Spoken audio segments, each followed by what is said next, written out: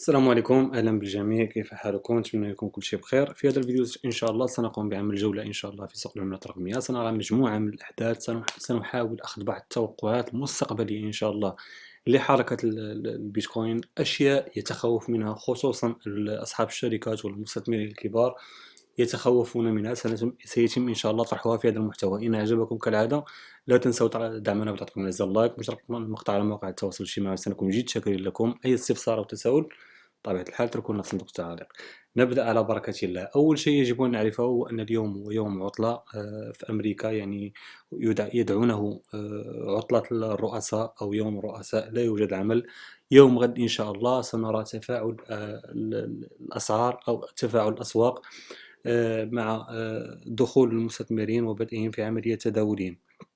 أيضا بعض الأحداث التي ينتظرها أو يترقبها مجموعة من الأشخاص هو الاجتماع الذي سيدور ما بين بايدن وبوتين. سيناقشون به هذا المشكل الروسي الأوكراني. وسنرى طريقة أو التصريحات التي سيتم الإدلاء بها بعد هذا الاجتماع. ستكون غالبا تصريحات سيبنون عليها، يعني سيبني عليها المستثمرون نظرة على حركة الأسواق في الأيام المقبلة. هل سيكون هنالك طمأنينة؟ هل سيكون هنالك عملية تسوية؟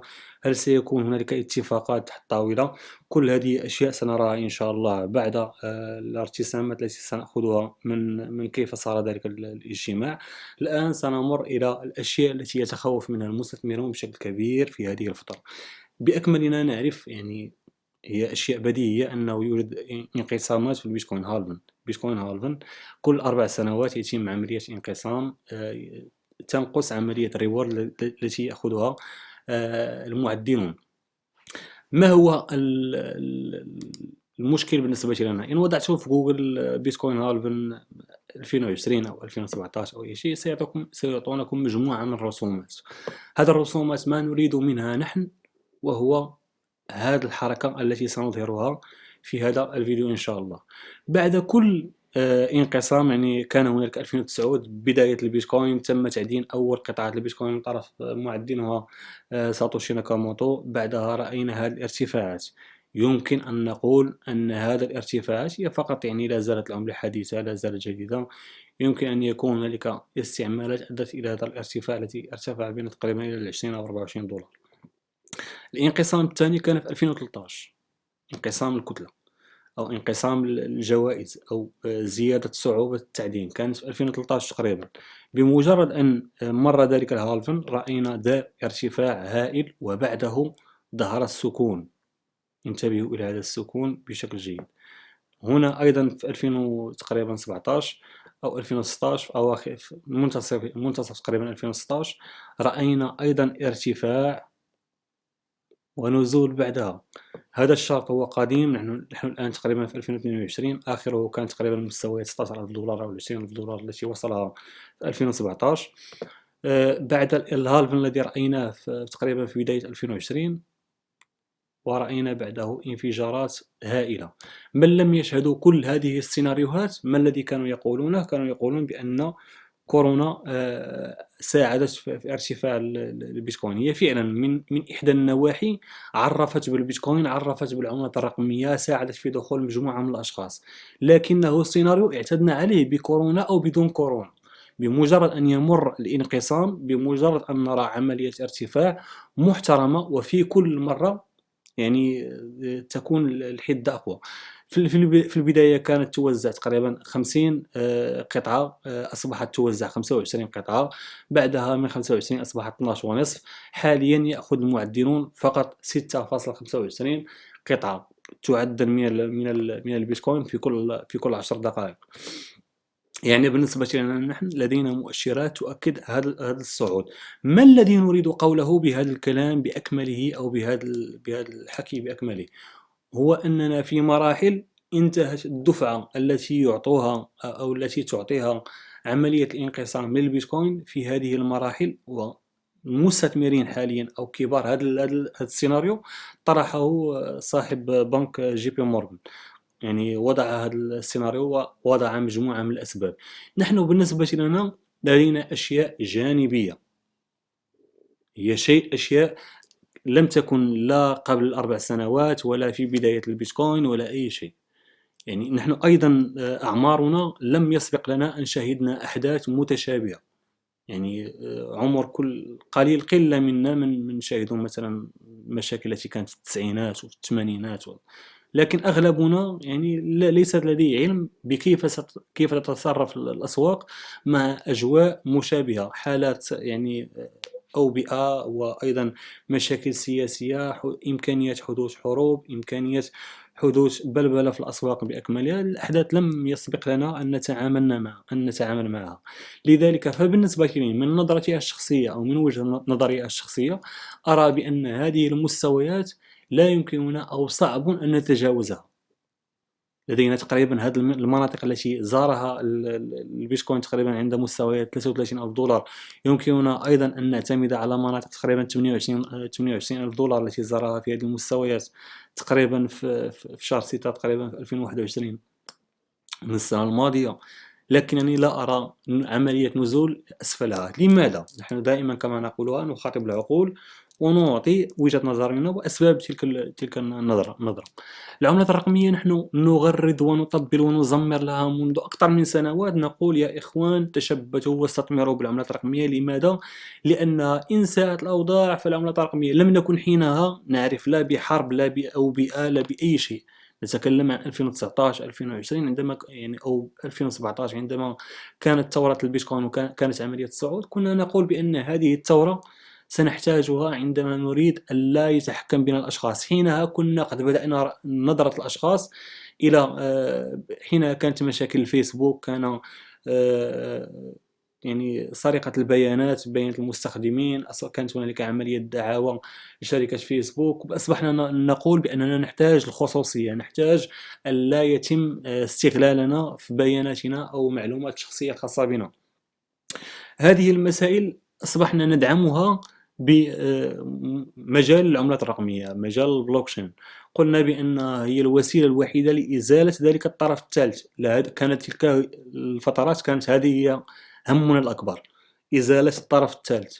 لم نكن حينها نرى نعيش داخل حرب، إمكانية حدوث حروب. لم نكن حينها نعيش داخل أوبئة أو وسط أوبئة نرى بأن هنالك عجز لدى الحكومات في السيطرة يعني وحمايتنا من هذه المسائل. يعني حينها أصبحنا نقول بأن العملات الرقمية يعني ستخدمنا في هذه الفترات. الآن أصبحنا نرى هذه الفترات، أصبحنا نعيش فيها. رأينا ما وقع في كندا، رأينا ضعف الحكومة الكندية أمام مجال البلوكشين واستعانتها بالمنصات لكي تساعدها في مخططاتها. يعني هذه الأشياء تدعم فقط، هي كتأكيد لنظرتنا التي نراها من بعيد.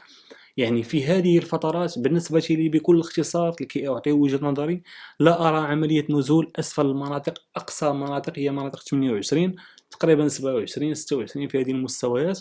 لا أرى عملية نزول أسفلها. لماذا؟ لتحملها في هذه المناطق بعد عملية النزول الهائلة. لماذا؟ كنا حينها قد كونا أعلى قمة لنا أو all time high في 64 تقريبا أو 65 ألف دولار.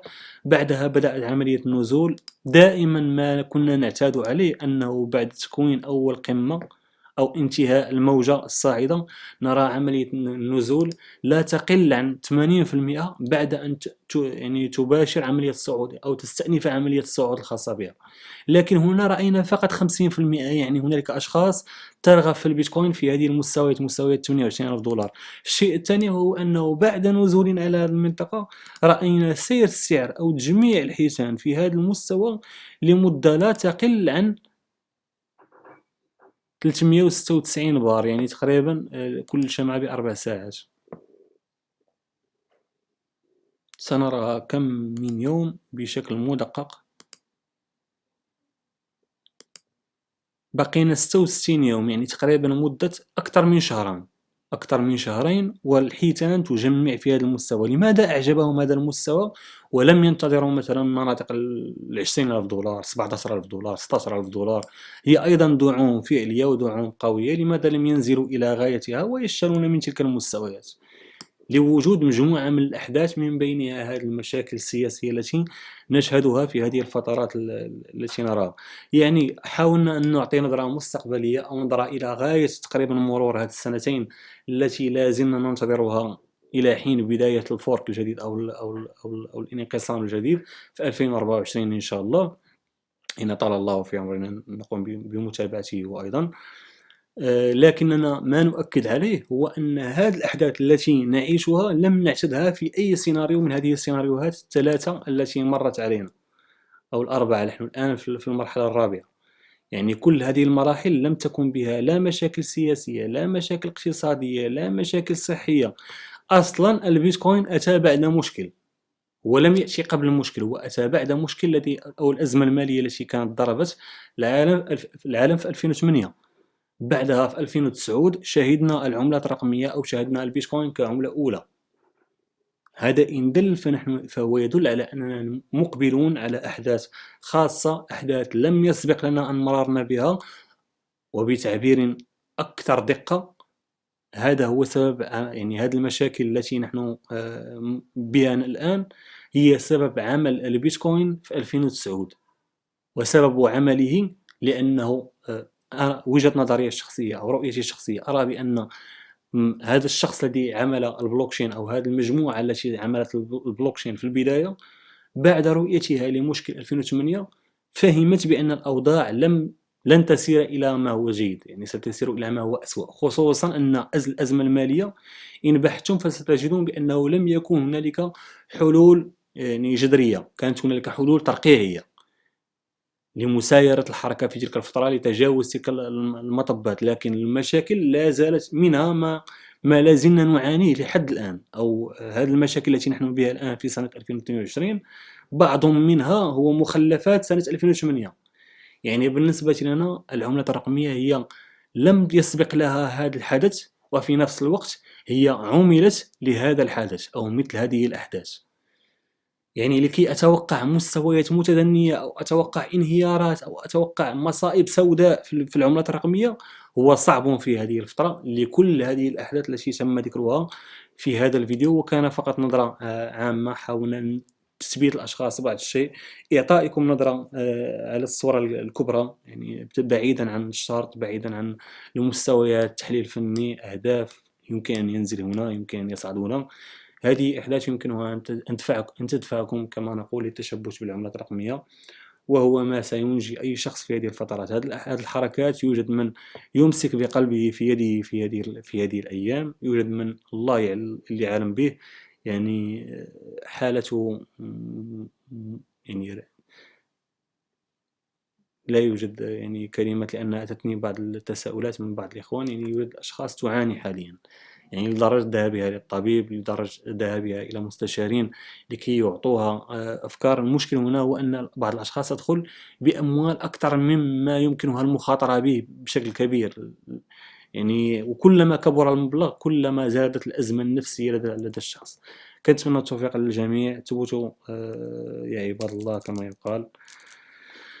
نتجاوز هذه المرحلة إن شاء الله، وتأكدوا بأن لكل مجتهد نصيب. يعني هذه المراحل من يجتهد ومن يحاول البحث عن مصادر المعرفة، ومن يريد التطرق إلى كيف سيسير الأيام المقبلة أو كيف تسير هذه العملات الرقمية، تأكدوا بأنه سيصبح لديه يقين وستصبح لديه طريقة تفكير جيدة، وبها سيستطيع المرور من هذه المرحلة. كنتمنى التوفيق للجميع كالعادة، والسلام عليكم ورحمة الله وبركاته.